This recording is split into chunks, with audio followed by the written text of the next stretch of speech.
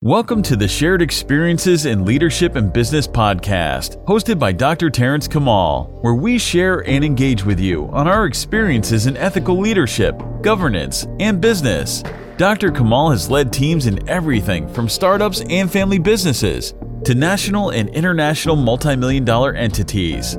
He is passionate about blockchain, artificial intelligence, healthcare, networking, leadership development, and family. Hi, this is Terrence Kommal, and I'm excited to share with you my latest discussions and interview with a great friend of mine.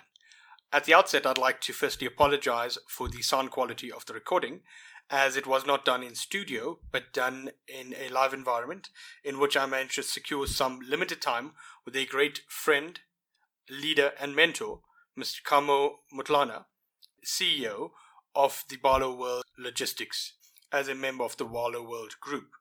Kamogelo Mmutlana is somebody who I've known for a few years now, and somebody I immensely respect as a seasoned business professional who has extensive experience, wisdom, and the willingness to be frank about what discussions need to be had and what needs to be done to turn around organizations and the role of those organizations in the economy.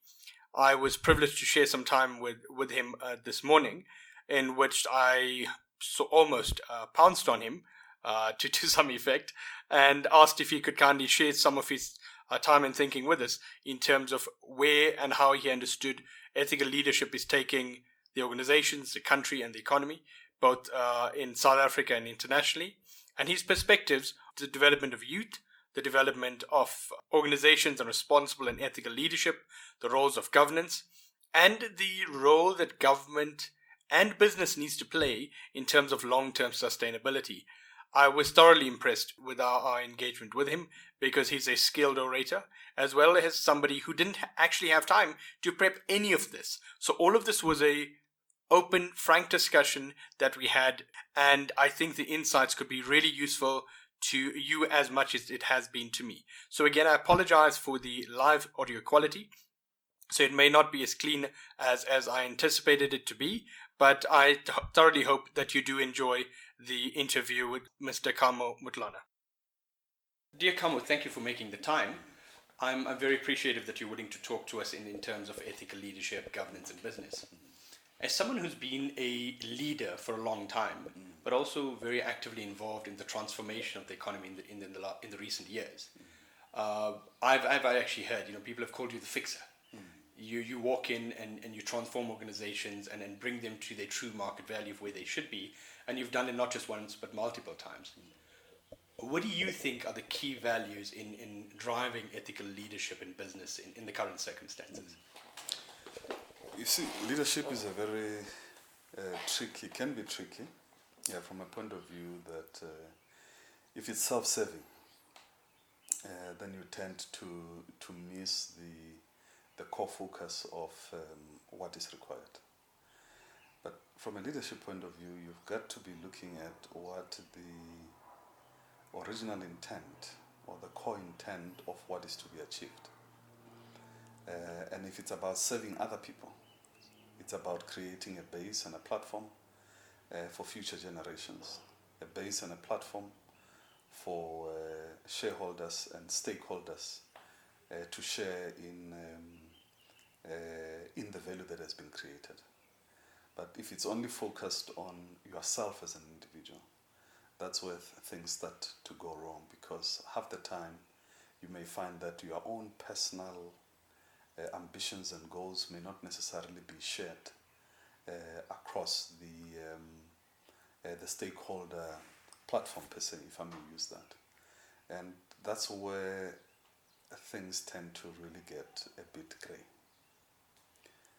But importantly, I think as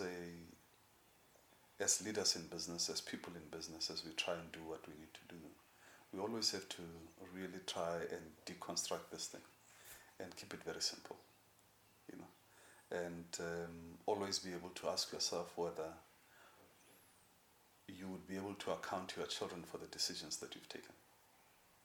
You'll be able to account to your grandchildren for the role that you've played and for the contribution that you've made.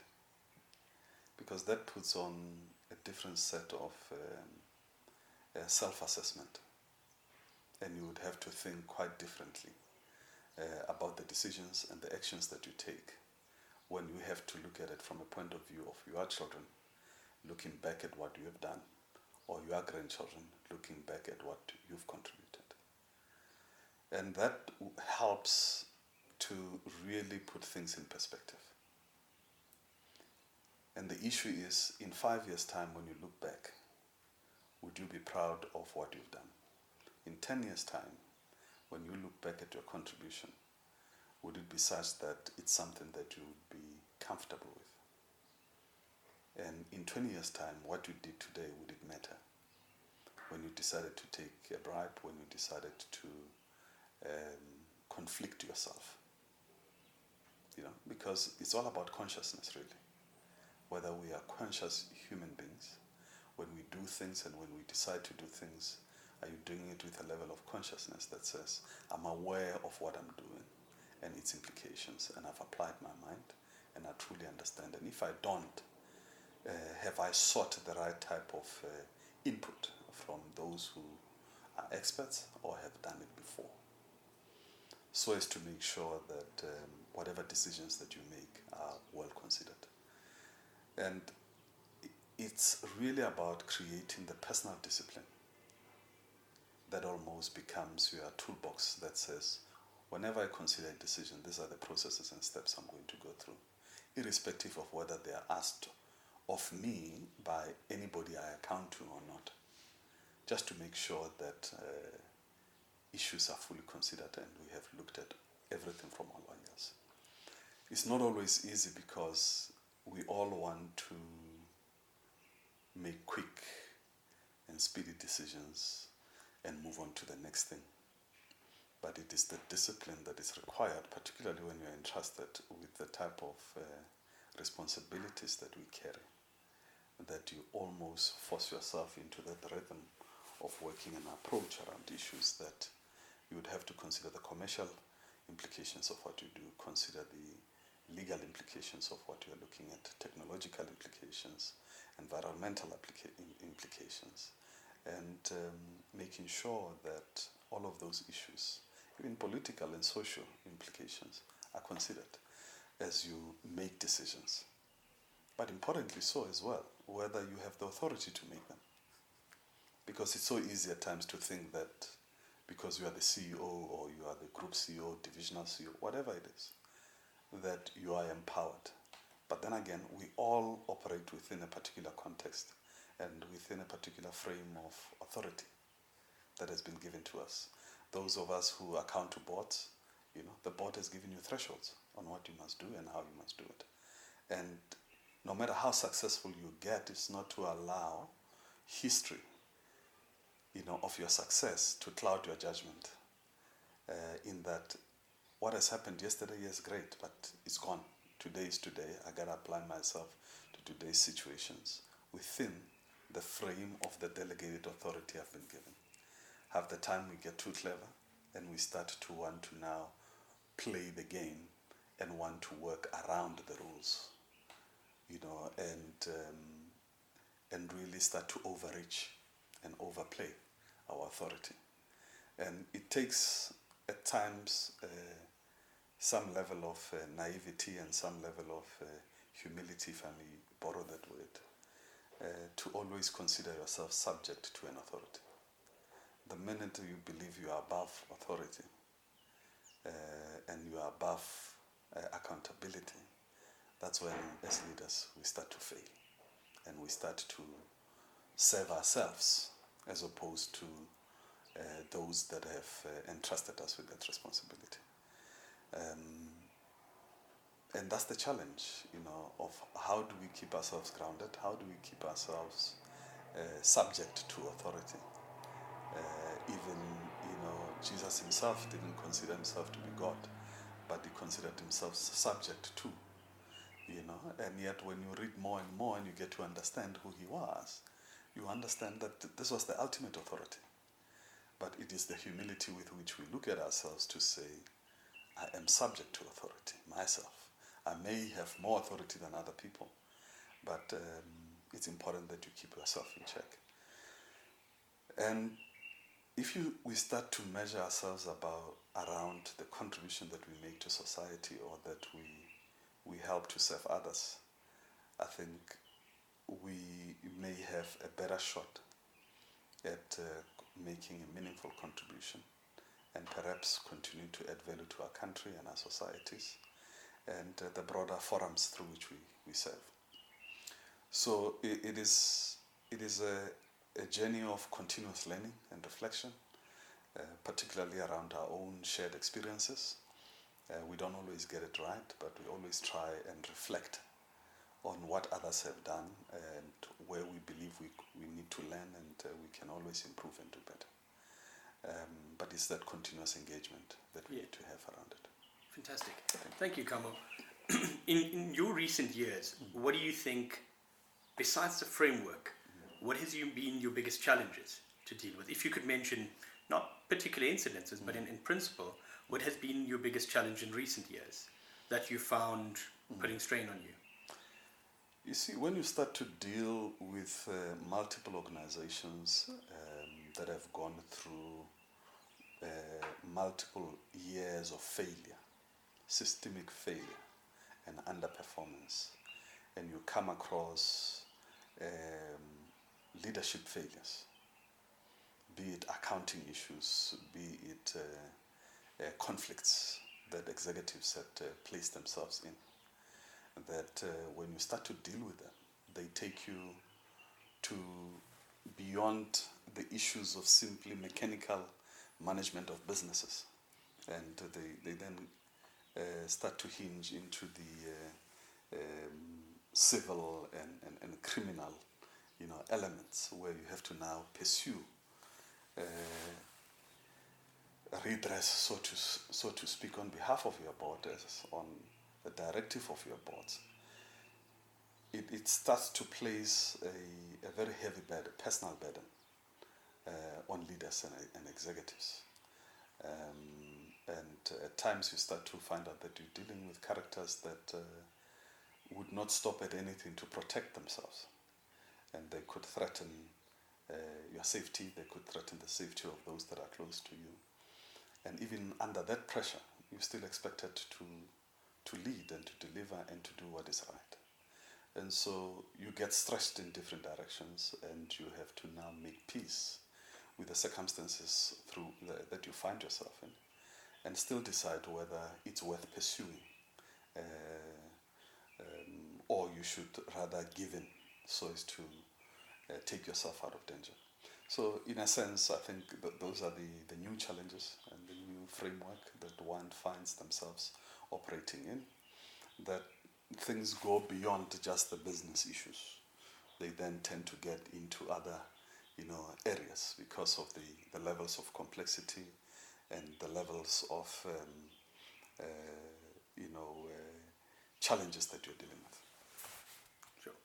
If you were to motivate the younger generation coming through, because there's almost a sense of, for want of a better word, an apathy. Yeah. Of saying, well, if I'm the young guy who's going to make that finding, very much like you had using crude examples, the legal advisor at ESCOM, who blew the whistle, actually got fired. And whistleblowers, or people who want to adhere to best practices, get victimized very largely. What would be your word of advice to young professionals? Because I think that is where our focus is in terms of the country, of saying, when we want to make a difference, what can we be doing with the youth or the younger graduates who are in our organizations? I think for the young generation, I think first and foremost is really about ensuring that we get to hone our skills, and we get to reflect on the challenges that the various professions are facing, the moral apathy that has in fact worsened leadership context, and really the after effects of all of these things on the economy. You look at jobs, you look at just general decay of good civil discipline, and really to start to redefine the framework and to redefine and reposition the vision as young people that we would, of a country and an economy that we would like to create and inherit and perhaps pass on to the generations to come. Because we cannot leave the vision to the current generation, because this generation has delivered us to where we are today. And I think we've got to look at our professions as a vehicle towards creating that future society that we want to see.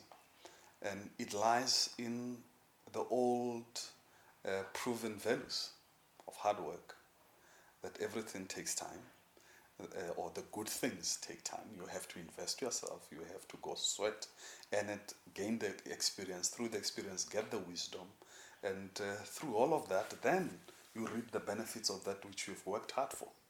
There is no instant gratification. It is only a fallacy. And therefore you want to become a CA, work at it. You want to become the best possible engineer with good track record, you work at it. You invest the time. You don't just hop from job to job and hope that in 10 years' time you've been through 5 different organizations that you've experienced. No, it's about really investing in your craft and becoming the best of the best at that. And it is through that type of engagement, it is through that type of investment and dedication that we will produce the crop of leaders that will turn our country into the type of economy, civil society that we so desire and wish we had. During the Mandela and the Thabo Mbeki era, so to speak. Kamo, in closing, I hear a very strong sense of positivity, though. Where do you see us going as a country, as an economy, and as leaders in the next few years? Like they always say, even within a dark cloud, there's a silver lining. And no matter how bleak things might be, hope keeps us going. And I think to start to see some of the positive things, at least on the political and social side, that our society has been reflecting on in recent days, in recent weeks and months, since we saw the appointment of Cyril Ramaphosa as the President of the Republic, and all the positive things that he's starting to work on, and looking at investments that foreign countries from an FDI point of view that has been committing themselves to fixed infrastructure investment, which will create jobs, which will sustain jobs, which will bring about a new energy into our economy, and more people can get in business. But importantly as well, I think we've seen that there's positive developments within the private sector. Businesses continue to invest in fixed investment in terms of infrastructure investment. Buildings are being built, roads are being developed, and we have an economy that continues to fight for itself. So in my view, I think as long as there's a few who continue to hoist the flag of hope, we will continue to look for that, because the human spirit is that spirit that doesn't give up, that continues to look for doing things better. And certainly that there are young people and young entrepreneurs and business people, and hopefully politicians, young politicians who are learning from the mistakes of the past and who would want to create a better society, a better economy, and a thriving country ultimately. Yes. Fantastic. Thank you so much for your time. Thank you for the opportunity. In the next show, we will share more insights, interviews, and discussions on ethical leadership, governance, and business by Dr. Terrence Kommal.